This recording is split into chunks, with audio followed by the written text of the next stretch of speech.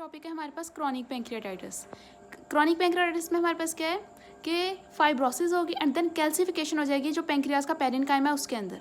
अब one by one करके हम देख लेते हैं कॉज क्या है, साइन क्या है, इन्वेस्टिगेशन और फिर इसकी कॉम्प्लिकेशंस। कॉजेज क्या है, एडल्ट्स के अंदर अलग है और चिल्ड्रन के अंदर अलग है। बच्चों के अंदर मोस्टली जो कॉज क्रॉनिक पैंक्रियाटाइटिस का वो क्या होता है, सिस्टिक फाइब्रोसिस। ठीक है, ये हमारे पास एक ऑटोसोमल डिजीज़ है। उसके अलावा हमारे पास अडल्ट्स के अंदर क्या है कि एक्सेसिव अल्कोहल यूज़ एक्यूट जो क्रॉनिक पैंक्रियाटाइटिस एक्यूट भी करवाता है and then it can lead to chronic pancreatitis. Science हमारे पास क्या है, same as that in acute pancreatitis के जो हमारे पास एपिगैस्ट्रिक पेन है विच रेडिएट टूवर्ड बैक, और उसके अलावा हमारे पास वॉर्सन होती है आफ्टर मील। उसके अलावा साथ में हमारे पास में क्या होता है, स्टीटोरिया भी होता है। स्टीटोरिया क्यों होता है, एक चीज़ इन्वेस्टिगेशन में ना जब हम एक्यूट पैंक्रियाटाइटिस देखते थे तो उसके अंदर सीरम के अंदर लाइपेज और अमाइलेज का लेवल जो वो ज़्यादा हुआ होता था। क्रॉनिक में क्या है कि हमें लगेगा इसमें भी बहुत ज़्यादा हुआ है, लेकिन क्रॉनिक में जो सीरम लाइपेज अमाइलेज जो एंजाइम इनका लेवल ज़्यादा नहीं हुआ, क्योंकि ये हमारे पास यहाँ तो स्लाइटली इंक्रीज होगा बहुत ज़्यादा या इसका लेवल नॉर्मल होगा। क्यों स्लाइटली इंक्रीज होगा, नॉर्मल होगा, क्योंकि पैंक्रियाज के अंदर जो कैल्सिफिकेशन हुई है, फाइब्रोसिस हुई है, अब वो एंजाइम बना ही नहीं रहा, सारा अपना एंजाइमेटिक फंक्शन जो वो लॉस कर चुके हैं। तो हमारे पास जो है लाइपेज और अमाइलेज का लेवल जो है वो कम आ रहा है। अब जब इन दोनों का लेवल कम आ रहा है तो विच कैन लीड्स टू, ये हम इसके कॉम्प्लिकेशन में पढ़ेंगे कि इनसफिशिएंसी हो जाएगी पैंक्रियाज की, pancreas unable to do its work क्योंकि इसके एंजाइम्स नहीं रिलीज हो रहे हैं। और जब पैंक्रियाज के वेरियस एंजाइम्स है, लाइपेज वगैरह जो कि हमारे पास फैट्स की जो थी वो एब्जॉर्प्शन करवाते थे, तो फैट की माल एब्जॉर्प्शन हो जाएगी which can lead to steatorrhea, जो इसके साइन में आएगा। स्टीटोरिया हो रहा है, लाइपेज अमाइलेज का लेवल नहीं ज़्यादा हो रहा, और ये हमारे पास जो है मेन क्या शो करेगा कि क्रॉनिक पैंक्रियाटाइटिस हुआ हुआ सिनेरियो के अंदर।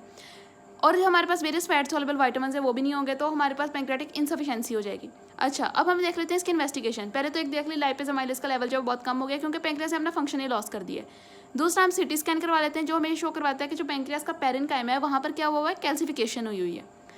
नेक्स्ट हम देखते हैं इसके कॉम्प्लिकेशन, वही पहली पैंक्रियाटिक इनसफिशिएंसी कि एंजाइम खत्म जो है बिल्कुल अपना काम करना छोड़ गए हैं, तो माल एब्जॉर्प्शन हो गई है फैट की, और स्टीटोरिया हो गया है, और जो फैट सॉल्युबल विटामिन है उनकी भी एब्जॉर्प्शन नहीं हो रही, तो उनकी भी जो है डेफिशिएंसी हो जाएगी। कौन से विटामिन, ए जो डी, ई और के। उसके अलावा पैंक्रियाज हमारे पास एक ग्लैंड है, एक्सोक्रीन भी है इसका फंक्शन, इसका एंडोक्रीन फंक्शन भी है। और एंडोक्रीन फंक्शन क्या है कि हमारे पास जो इंसुलिन है वो रिलीज़ करवा रहा होता है। पैंक्रियाज का होल फंक्शन ही लॉस हो गया, कैल्सिफिकेशन फाइब्रोसिस हो गई, तो वो अपनी इंसुलिन भी रिलीज़ नहीं करेगा which can further lead two diabetes mellitus. ठीक है, पैंक्रियाज। उसके अलावा हमारे पास की कॉम्प्लिकेशन क्या होती है कि बंदा जो है उसको कैंसर हो सकता है, पैंक्रियाटिक कैंसर। और एक और चीज़ हम कहते हैं splenic vein thrombosis which can lead to gastric varices. ये हो गया हमारे पास सारे इसके कॉम्प्लिकेशन और क्रॉनिक पैंक्रियाटाइटिस। नेक्स्ट हम देखते हैं पैंक्रियाटिक कैंसर। जो कि पैंक्रियास हमारे पास एक ग्लैंड है, तो इसके अंदर हमारे पास क्या कौन सा कैंसर होता है, एडिनोकार्सिनोमा। ठीक है, जो कि क्या है, मलिग्नेंट पॉलीफरेशन है ग्लैंड की। साइंस हमारे पास क्या शो होंगे पैंक्रियाटिक कैंसर के, पहली चीज़ पेन होनी है वहाँ पर जहाँ पे एपिगैस्ट्रिक पेन है, वेट लॉस होगा। एक कैंसर के अंदर एक बहुत जो उसका इंपॉर्टेंट पॉइंट होता है कि मोस्टली कैंसर के अंदर पर्सन जो होता है वो वेट लॉस करवा रहा होता है।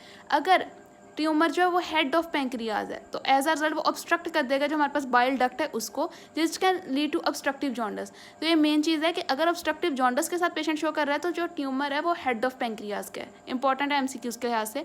पेल स्टूल हो गया, डार्क यूरिन। उसके अलावा क्या होता है, एक और स्पेशल कंडीशन कहते हैं migratory superficial thrombophlebitis. Migratory, why it is called migratory, it comes and गो।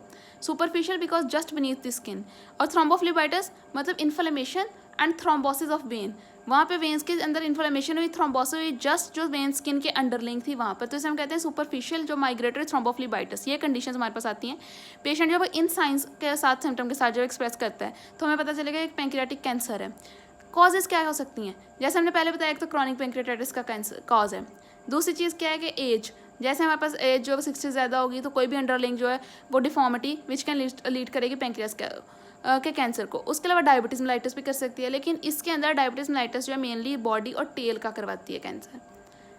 और इसके अलावा जेनेटिक म्यूटेशंस, अब जीन्स के अंदर म्यूटेशन आ सकती हैं।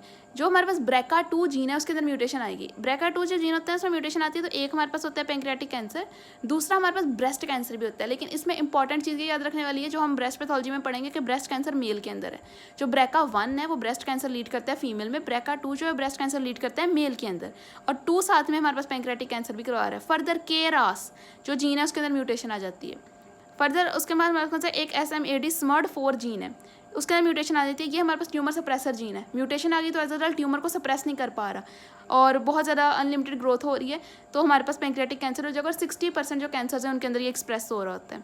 ये हमारे पास के काजेज़ आ गए, जेनेटिक भी हो गए, या हमारे पास जो जो उसके एक्वायर्ड काजेज़ हैं वो हो गए। नेक्स्ट हम देख लेते हैं इसकी इन्वेस्टिगेशंस। कार्सिनो एम्ब्रियोनिक एंटीजन, उनका लेवल हमारे पास ज़्यादा हुआ होता है। कार्सिनो एम्ब्रियोनिक एंटीजन कोलोरेक्टल कैंसर में भी ज़्यादा हो रही थी, ये इंपॉर्टेंट है, दोनों याद रख लेना। उसके अलावा कोवरासी जो साइंस हैं, हमारे पास होता है कोवाजियाई साइन। ये हमारे पास क्या साइन है कि गॉल ब्लैडर जो है उसका साइज़ ज़्यादा हो जाता है, लेकिन कोई इन्फ्लेमेशन नहीं होगी, ना हमारे पास जो है वो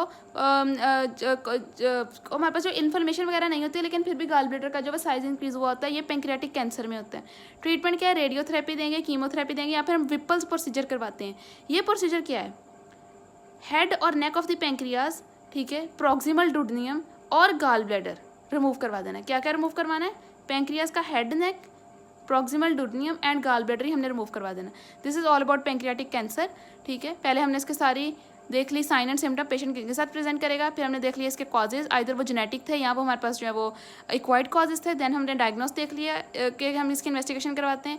कार्सिनो एम्ब्रियोनिक एंटीजन लेवल ज़्यादा हुई होगी, या फिर हमारे पास जो गॉल ब्लैडर का जो है साइज ज़्यादा इंक्रीज हुआ होगा, लेकिन विदाउट एनी इन्फ्लेमेशन। फिर हमने ट्रीटमेंट देख लिया। और विपल प्रोसीजर क्या है कि head and neck of pancreas, ठीक है, प्रॉक्सिमल डुडेनियम और साथ में गॉल ब्लैडर को रिमूव करवा देना है। This is all about pancreas.